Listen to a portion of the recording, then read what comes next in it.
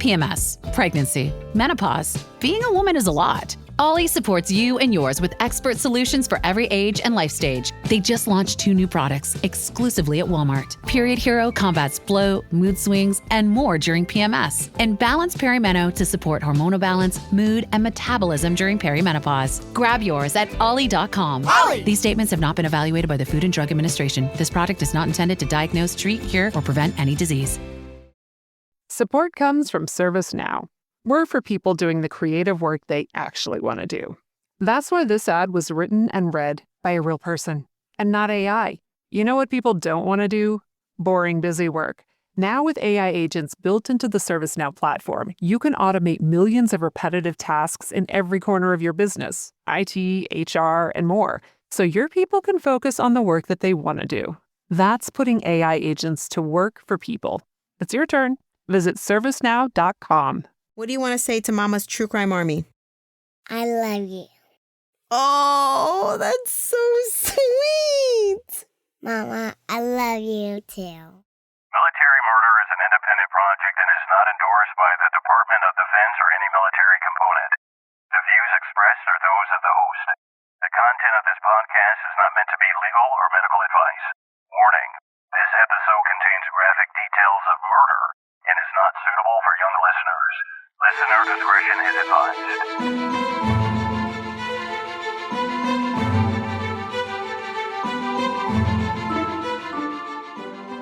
Hi, True Crime Army. I am your host, Margot, and I get more and more excited to be here with my lovely listeners every week. So many case recommendations coming in. One thing is for sure, I will never run out of content. A few things before I begin. I want to give a shout out to this week's producer Katie. Thank you so much for helping out with this week's episode. You absolutely made my month with your contribution to the Military Murder Booster Club. Helping to produce this show is just phenomenal. Thank you so much, girl. And I would also like to announce that I'm opening a merch store in a few weeks. Woohoo! I have been getting a ton of questions about merch, and it will be coming very, very soon. If you want to be one of the first to know when the merch store opens, please go to militarymurderpodcast.com, scroll to the bottom of the homepage, and sign up for the newsletter. My newsletter will be the first to announce the grand opening. And the merch store is going to have more than just military murder merch. It will also have some regular true crime items. And you don't want to miss out. There will be something for everyone. T-shirts, sweatshirts, tote bags, mugs, stickers, and magnets. So much that you can buy. All right, let's get to today's case. Today's case is insane. Before Shawshank Redemption, there was this case. Just kidding, but not really. For this case, I had to legit do some digging. I had to sign up for a newspapers.com subscription because the information on the internet was sparse, and I put in a FOIA request back in July with the Air Force, and I'm still waiting. But this story must be told. Imagine a world where you know that you're going to die at the hands of a person who swore to love you till death, literally. Imagine a world where the person publicly threatens to kill you, actually sets you on fire, and then chokes you while your neighbors watch in horror. Imagine a world where you are in fear every moment. But today, you are brave. Today is your day in court to speak out against this abuser. Now, imagine a world where you're not even safe in the confines of a base legal office. That's the world that Marie Willis lived in. Today, I will tell you a terrifying story of a man too savvy for the Air Force and too savvy for the Navy maximum security prisons. Join me today as I discuss the case against Air Force Senior Airman Jeromy J.J. Willis. Now, let's dig in.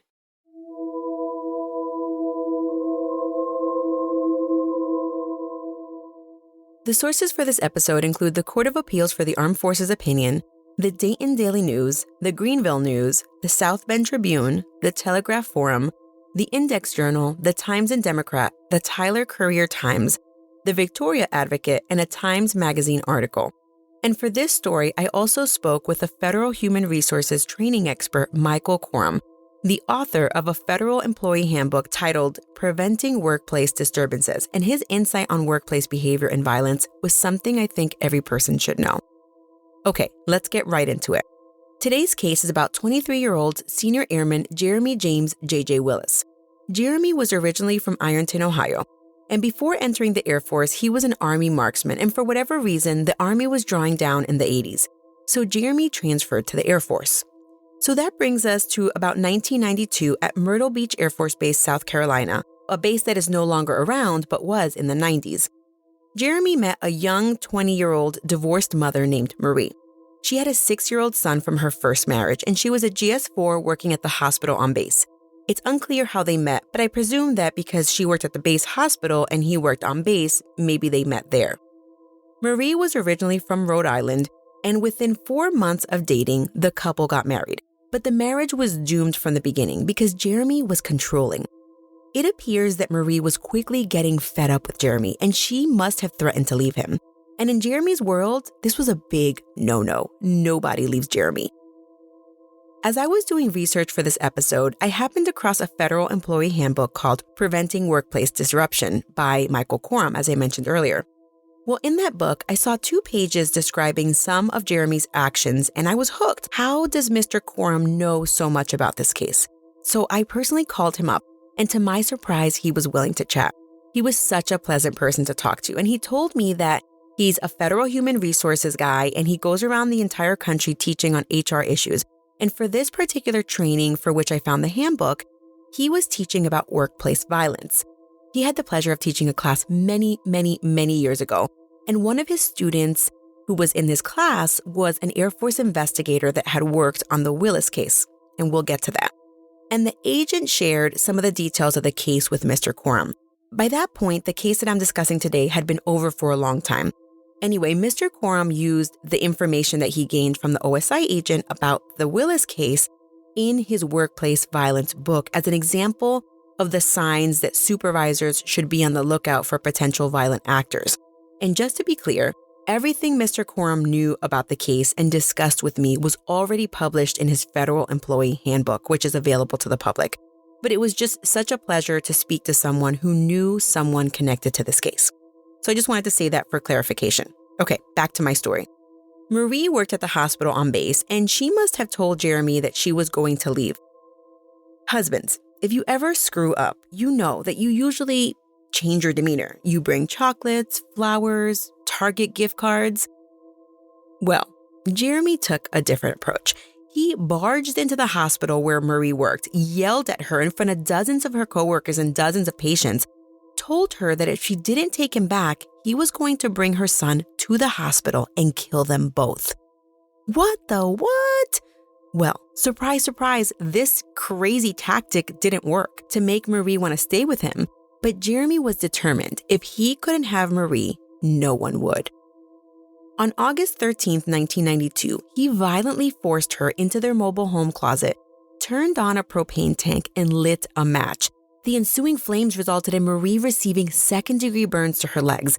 It is unclear if the fire or flames were ever large enough for anyone outside the home to notice that there was a fire, but Jeromy begged and convinced young Marie to report the burn injuries as an accident. Marie went along with the ploy, and a friend of hers later testified that Marie told the police that the burns were an accident. But Marie did this to protect her son because she somehow believed that if Jeromy hurt her, he'd also hurt her son. The burns were so serious that it required Marie to stay in the hospital for 2 weeks. Marie knew that this was the last straw. This was the last straw. And upon leaving the hospital, she affirmed to Jeromy her initial stance that she was leaving him. And for whatever reason, Jeromy was somehow shocked because his wife was not going to stay with him and was still pursuing a divorce. And maybe he thought that trying to kill her would make her want to stay around, but he was wrong. When he again heard the divorce news, he flew into a fit of rage and he attempted to choke Marie as their neighbors watched in horror, all while Marie's 6-year-old son tried to stop the assault. This time around, there was an audience of people, so there was no way to say anything was an accident. The incident was reported to the military and the Office of Special Investigations, OSI, got involved. When Marie finally decided to speak out against her husband, she met with an investigator and told him, quote, "It's not a matter of if he's going to kill me, it's only a matter of when," end quote. The OSI agent believed her. Immediately after the assault and after meeting with OSI, Marie got the hell out of Dodge and she moved back to Rhode Island, where her mother and 4 out of her 5 siblings lived, and she would be safe there.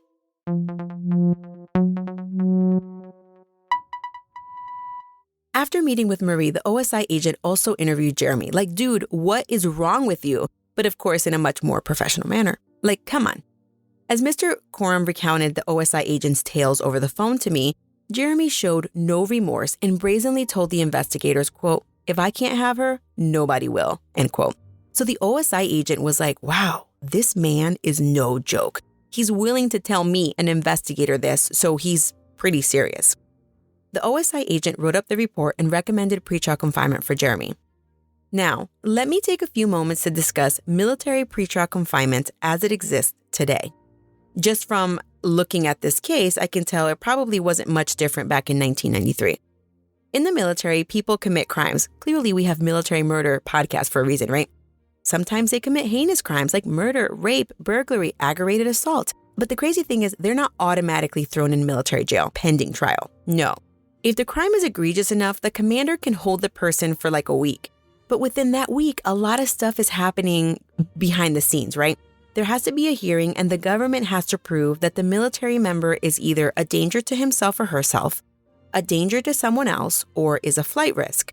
And then the magistrate, who is the decision-making authority, usually a commander, goes through an analysis. And part of that analysis is commanders considering less restrictive forms of confinement. Let me give you an example. If you're a commander and you have a guy that keeps stealing televisions at the downtown Walmart, do you have to put that person in pretrial confinement? Or can you maybe restrict him to base and not allow him in the exchange? Yeah, maybe. So the commander in that particular case may try that less restrictive form of restraint before choosing pretrial confinement. Okay, but the commander just has to consider a lesser form of restriction. That commander doesn't necessarily need to try every single form of lesser restriction. No, not at all. That'd be silly. If someone kills someone, you're not going to say, oh, well, maybe we'll restrict him to base because the person's already dead. That doesn't make sense. So the commander in this case, the commander magistrate who was going to make the decision whether Jeromy should be in pretrial confinement or not, he had information about the burns caused on Marie's 2-week hospital stay, information about the public strangulation attempt, and information that Marie was no longer in the local area because now she was long gone in Rhode Island. Well, the commander also had a strong recommendation from OSI that Jeromy was a menace to society and should be confined pending trial. And remember, at this point, Jeromy was pending investigation for aggravated assault.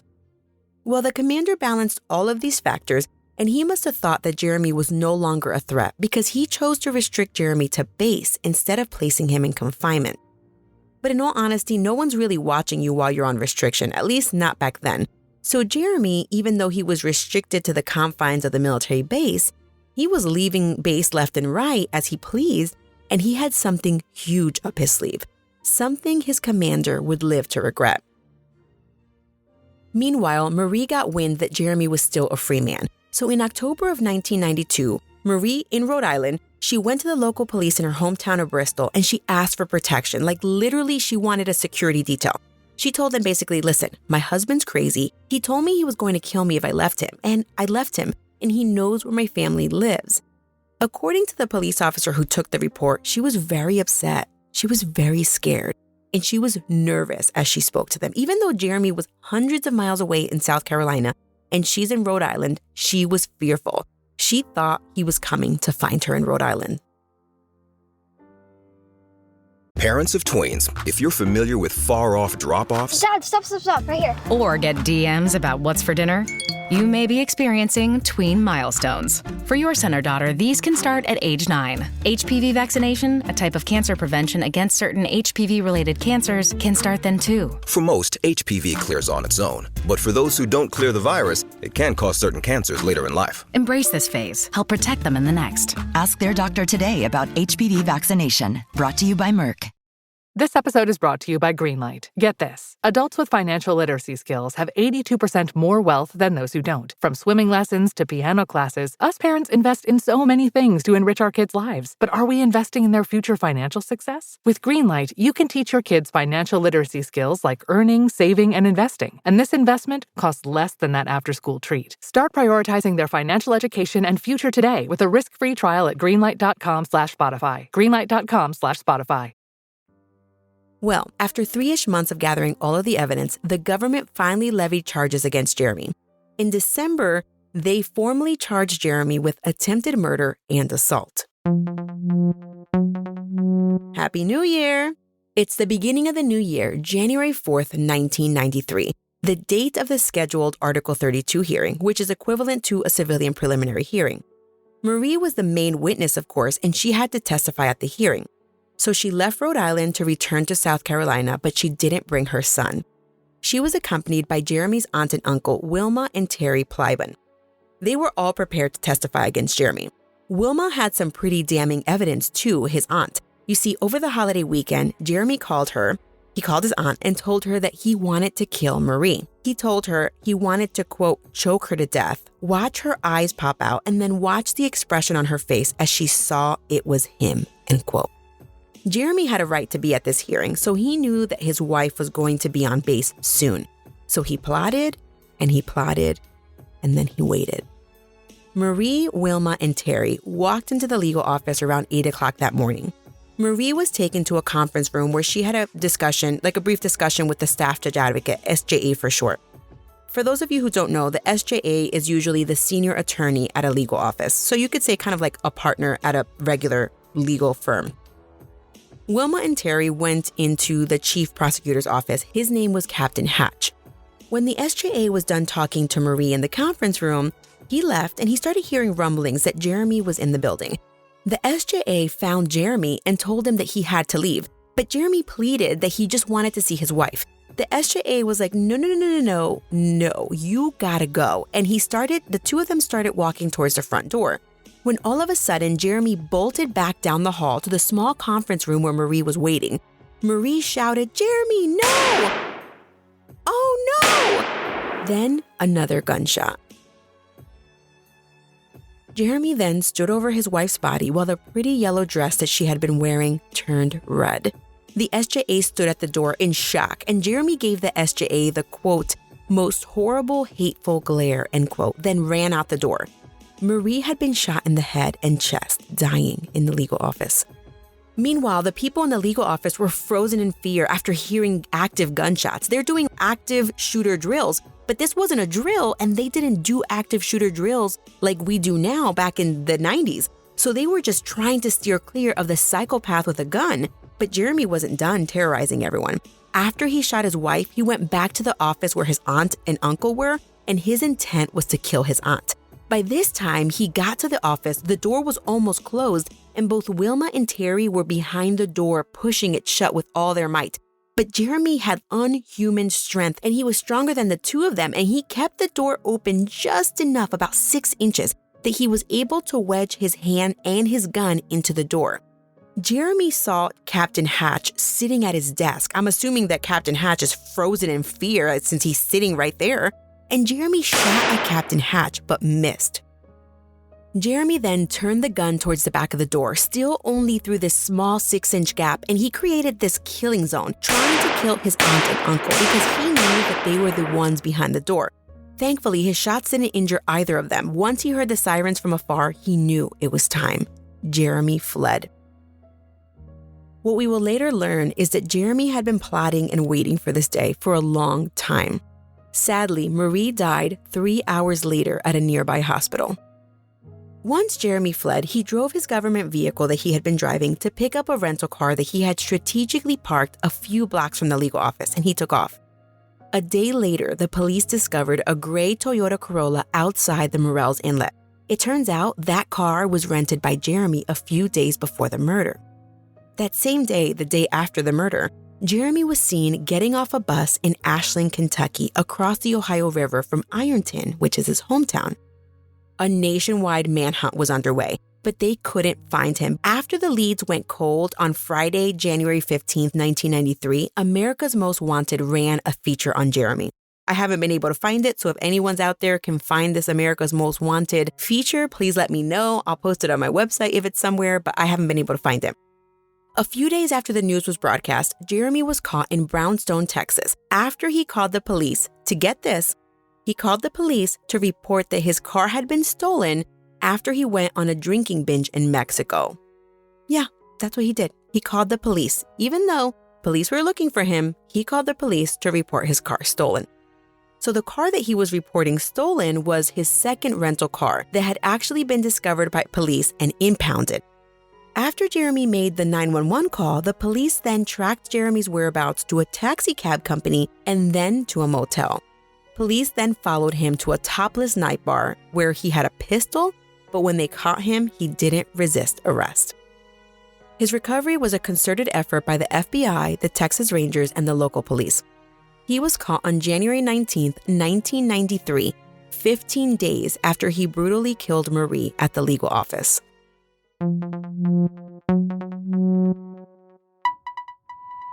After being caught, Jeromy was on his way to a court hearing when he told KGBT and KRGV reporters that he shot his wife and would have gotten away with it had authorities not gotten lucky.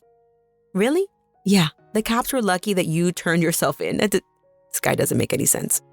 He said, quote, 3 more days and I would have been gone, end quote. The reporters asked him why he did it and he said, quote, I loved her. It's sort of ironic, isn't it? End quote. The Tyler Courier-Times reported that after Jeromy was arrested, the question of who would take Jeromy was looming. Would the civilians in South Carolina take him or would the military take him? Well, Technical Sergeant Biggerstaff, an Air Force spokesperson, said, quote, legal books are flying trying to figure that one out, end quote. Well, it didn't take long, and when Jeromy was returned to South Carolina, the military took him. And the Myrtle Beach police chief said he didn't even realize that the military had already levied charges against Jeromy. And what I found, Margot, I found funny, was what a councilman named Dewey Kirkley had to say about the entire who should take Jeromy ordeal. Well, Councilman Kirkley said the city police were trying to take the case out of a misguided desire for glory. Ouch. But don't worry, he also gave the Air Force a zinger by saying, quote, I think the military should pick up the tab. He belongs to them, end quote. I think that's so funny that they're trying to figure out who takes the case and they're just keep zinging each other back and forth in the newspaper. I mean, the councilman isn't completely wrong, you know? Something I don't often think about with my true crime obsession is the cost of these trials and the cost of housing an inmate. Well, the Air Force definitely picked up the tab for this case. Jeromy was charged with premeditated murder, 4 counts of attempted murder, 2 counts of assault, and 9 other charges, including desertion.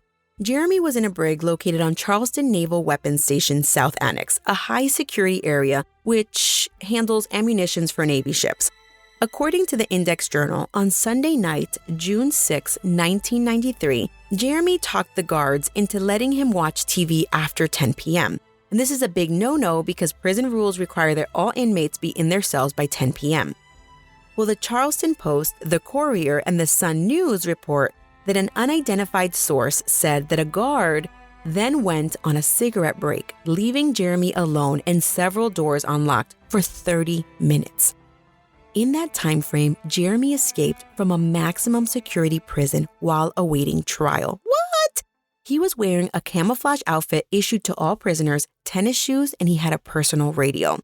He had last been seen at 10 p.m. Authorities issued another nationwide manhunt alert on Monday, June 7th for the 6'1", 175-pound man with brown hair and brown eyes.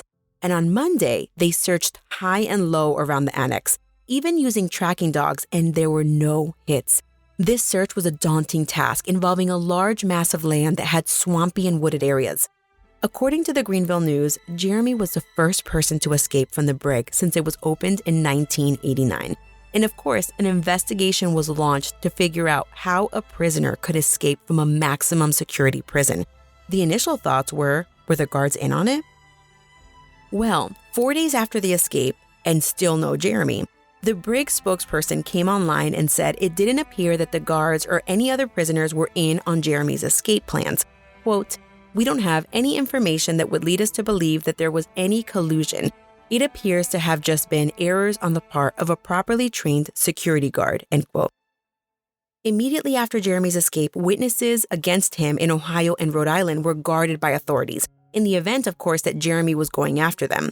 Jeromy's picture was plastered everywhere in Jeromy's hometown in case he went home, and in Marie's hometown in case he went there, and in Myrtle Beach, which was his last duty station. As reported by the Santa Fe New Mexican, Marie's dad said the Navy acted with, quote, gross incompetence, end quote, and added, quote, he must have gotten some help. He must have conned people into thinking that he was this goody-goody, end quote. And of course, everyone was on edge. Are we next?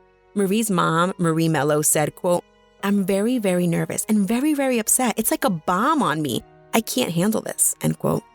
Poor Marie Willis. She feared for her life, her husband's life, and her grandson's life after her daughter's life was taken at the base legal office. Now, can you guess how long Jeromy was on the run? 5 weeks. Yup.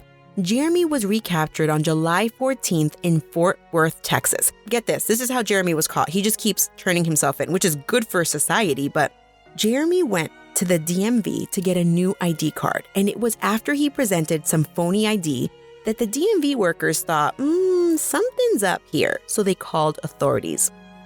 And that's how he got caught the second time. Well, once Jeromy is back in custody, he staged a 4-day hunger strike. Can you believe this guy was on the run for 5 weeks? That's insane. But of course, the Navy must have had their tails between their legs because the military fought for jurisdiction to take the case. Yet they were so incompetent that a guy escaped from a maximum security prison. The Dayton Daily News reported that after Jeromy was caught, the Navy vowed that Jeromy would not escape again. Famous last words, my friends. Famous last words. After he escaped and was returned to confinement, he was only allowed out of his cell 1 hour a day under heavy surveillance. They didn't let him watch TV, nor allow him to wear a camouflage uniform like the one that he had used when he escaped the first time. So, I did some digging and I found out what happened to the guard who took that little smoke break that allowed Jeromy to be on the run for 5 weeks. According to the Times and Democrat, the guard was 25-year-old Navy Petty Officer 2nd Class William Kern. Well, he was court-martialed for his actions, but at a misdemeanor level, not a felony level trial. Kern pled guilty to 11 counts of dereliction of duty and 1 count of neglect. Kern testified at his own trial, and he admitted that there were 7 prisoners watching TV. Kern asked another guard to watch his section while he took a restroom break, but he alleged that the other guard never came, and he left anyway. He actually admits that it was common practice for him to leave doors unlocked, and he believed that Jeromy was casing the place, watching his every move for a couple months, and that's when he was able to escape. Well, the investigation revealed that Jeromy walked through 2 unlocked doors in the maximum security prison, broke through a chain link fence, pushed through a break in the wire, and then scaled an outside wall. After Kern's court-martial, he was reduced in rank and discharged from the Navy with a bad conduct discharge. So that's what happened to the guard who wasn't guarding the prisoners.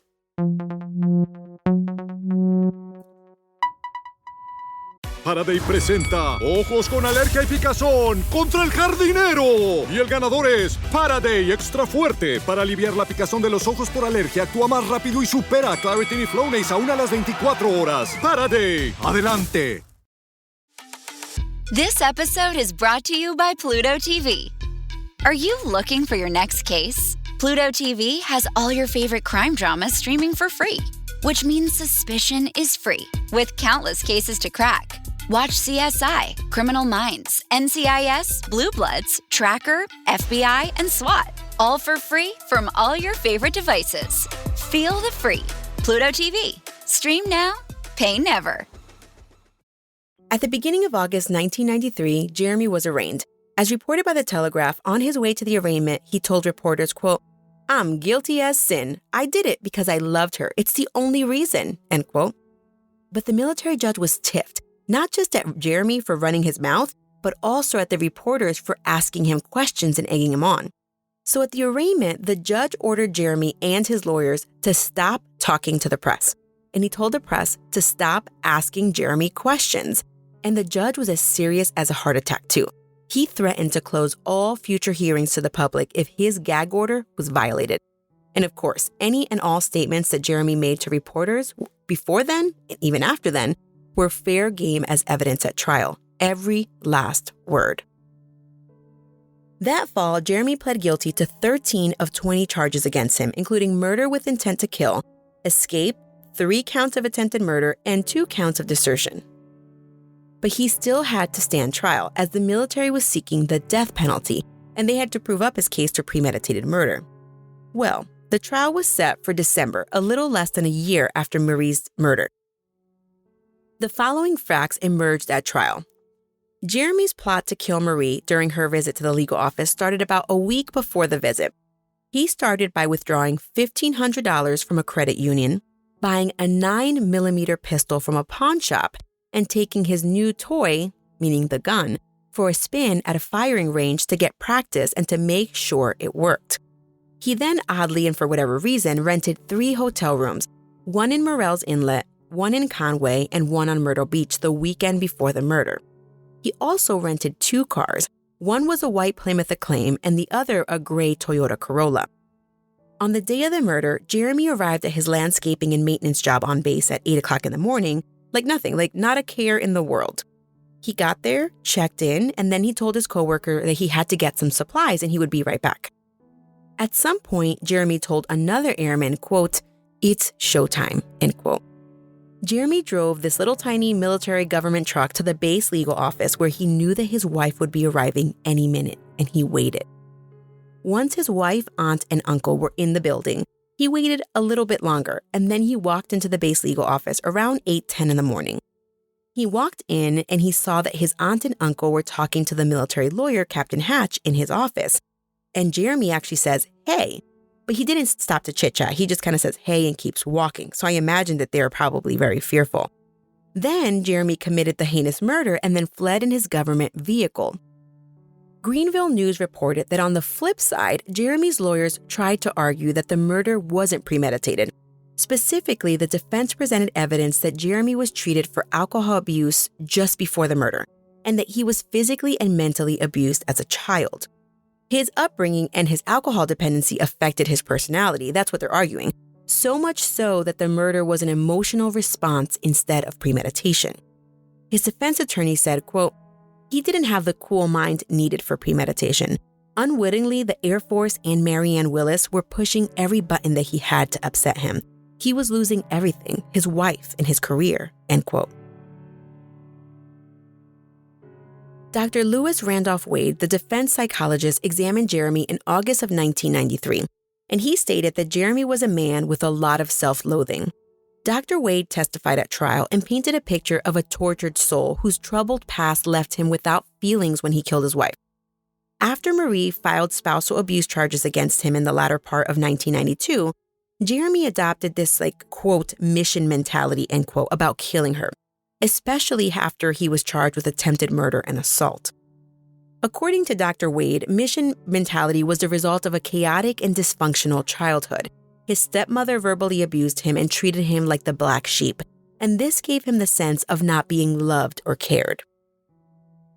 The prosecution then argued, "Don't get it twisted. This is premeditated. He, quote, went into the legal office, hunted her down, and murdered her in cold blood," end quote. The jury didn't buy the defense's argument and convicted Jeromy of premeditated murder, 3 counts of attempted murder, 2 counts of desertion, 2 counts of disobeying a superior commissioned officer, escape from confinement at Charleston Naval Brig on June 6, 1993, resisting arrest, wrongful appropriation, assault, aggravated assault, carrying a concealed weapon, and breaking restriction. However, they acquitted him of attempted murder in the first 2 incidents against Marie, the burning and the choking. The jury instead settled on aggravated assault on those 2 incidents. During sentencing, Willis told the jury, and the reports are unclear if his statement was sworn or unsworn, he said in the last 5 months, he found God. Quote, "I know the attitudes some people have towards a convict. I don't want anyone to think that I'm trying to use God or religion as a shield for my responsibilities. What I did was wrong. I wish I could undo what I've done. Words aren't enough. Nothing will ever be able to replace Marianne," end quote. According to the Lancaster Eagle-Gazette, the 6-member jury took only 30 minutes in deciding a sentence. They couldn't agree on the death penalty. He was sentenced to a dishonorable discharge from the military, life imprisonment, reduction to the lowest grade, and total forfeitures of pay and allowances. He would be eligible for parole after serving only 10 years in confinement. Of the sentence, Marie's father, Eugene Mello, said, quote, "We don't feel justice was served. If there was one consolation, it's knowing there's a higher law. He has to answer to God," end quote. As told by Mr. Coram in his workplace violence handbook, Marie's family later sued the Air Force and Jeromy's commander in his personal capacity, but I was not able to confirm that information from any additional resources, but I did want to let you know that if you go back and read the 2 pages that Mr. Coram has on this case, that is mentioned in there. Sometime in 1995, Jeromy again attempted to escape prison, and on April 24th, 1995, he was charged and found guilty by the disciplinary board while in prison. This wasn't an official trial, but rather an internal board held in the prison. After many years of appeals, Jeromy was formally dishonorably discharged from the Air Force on February 17, 1998, 6+ years from the date he murdered his wife on the Air Force Base. But the story doesn't end there.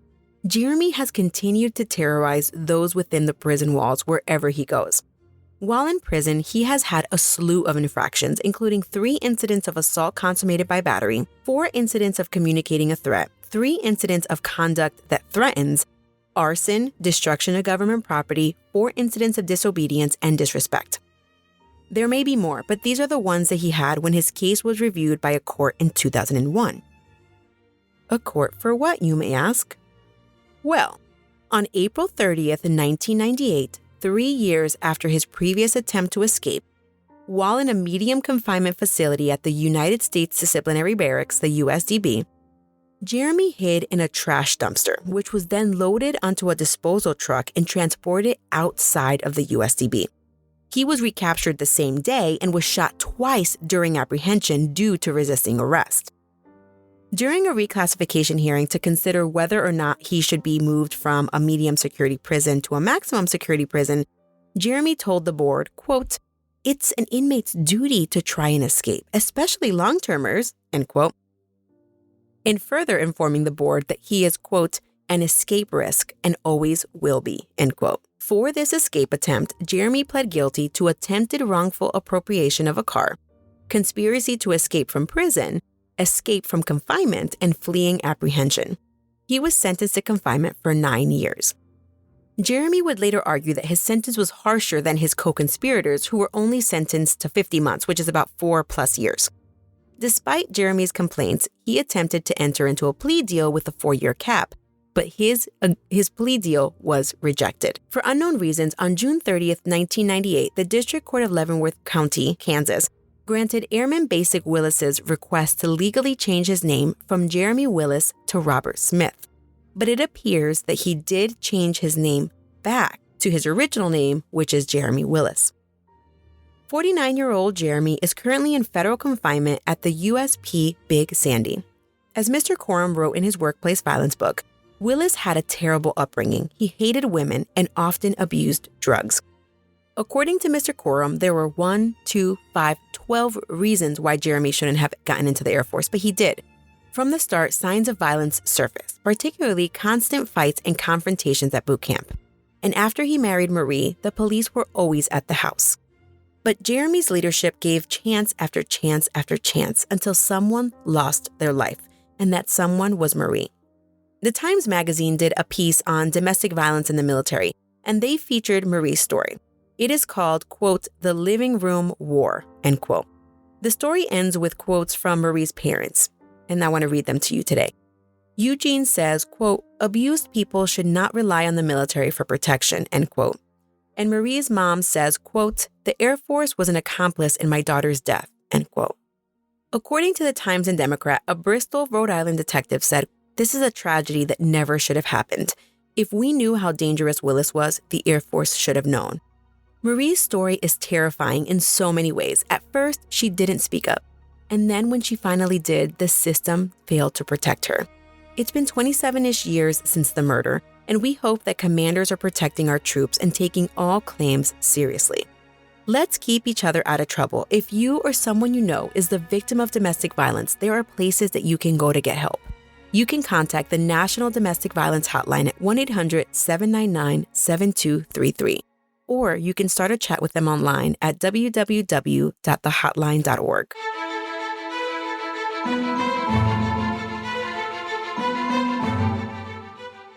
So when I first started this podcast, I debated which case would be my episode 1. It was really a toss-up between this one and Shap, the headless lover case. But I think that this case is equally disturbing. When crimes are committed blatantly in front of others that are just so ballsy, it's really disturbing. But what do you guys think? What do you guys think about this case? I mean, clearly it was the 90s. The military has improved significantly since then. Let me know what you guys think on Instagram at Military Murder Podcast or my Facebook page at Military True Crime. Reminder, if you want to know more about Military Murder Podcast or any behind-the-scenes items, I haven't sent out any newsletters yet, but I encourage everyone to go to my website and sign up for the newsletter. The people who sign up for my newsletter are going to have at least 24 hours advance notice of when my merch store is opening. All right, this show was created by me, produced by producer Katie, and all of the music was created by Tie-Ups. To find a list of all the sources that I pieced together to bring you this story, I encourage everyone to visit my website, militarymurderpodcast.com. Until next time, remember, you never really know what someone is capable of, so remain vigilant always. You have a fabulous week, and I'll keep digging to bring you another military murder story next week.